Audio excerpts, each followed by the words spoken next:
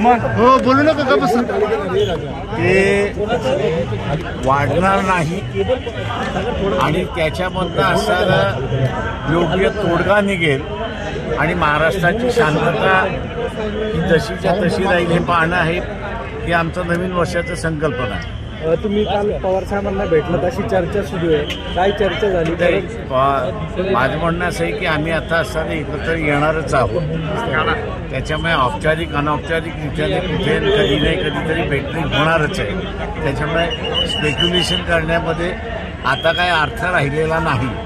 जे ज्यावेळेस आम्ही पत्र लिहित नव्हतो की आम्हाला असं इंडियामध्ये सहभागी घ्या, त्याच्यामुळे असणारं ते इन्क्लूड आहे की NCP सुद्धा इन्क्लूड आहे, काँग्रेससुद्धा आहे, शिवसेनासुद्धा आहे. त्याच्यामुळे वारंवार या भेटी होत राहणार.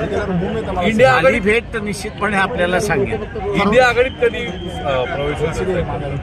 आता तो त्यांनी ठरवायचा आहे की कधी आम्हाला प्रवेश द्यायचा आहे. तो आमच्यासाठी अजून तरी दारं बंद आहेत.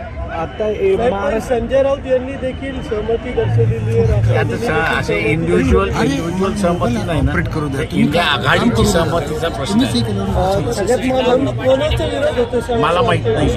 आता महाराष्ट्राच्या बाहेर एक एक उद्योग जायला सुरुवात झाली आहे. पानबुडीचा प्रोजेक्ट बाहेर चाललाय, तरी महाराष्ट्रातले मुख्यमंत्री उपमुख्यमंत्री काय बोलत नाही यावरती. ते माझं म्हणणं असेल, मी याच्यावरती एक असणारा पूर्णपणे मी थांबलो याच्यासाठी की ज्या दिवशी इंडिया आघाडीमध्ये आम्ही सहभागी झालो तर त्याच्यामध्ये या पंतप्रधानाने गेल्या 10 वर्षामध्ये देशाला कसं खोकलं केलेलं आहे याचा एक आराखडा आम्ही मांडलो.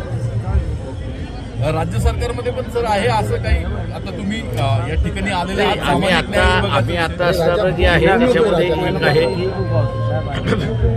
शासनाने जेवढी सोय करायची तेवढी सोय या ठिकाणी केली, जेवढी सजेशन सांगितले ते स्वीकारले आणि त्याच्या प्रमाणात त्यांनी असं इथल्या सोयी केलेल्या आहेत.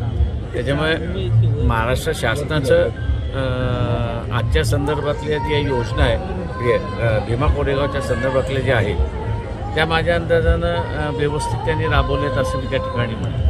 बार्टीच्या निधीबाबत देखील गेल्या काही दिवसांपासून सातत्याने चर्चा हो, त्याच्यामध्ये वादावाद चाललेली आहे की कशावरती खर्च करावा आणि कशावरती खर्च करू नये.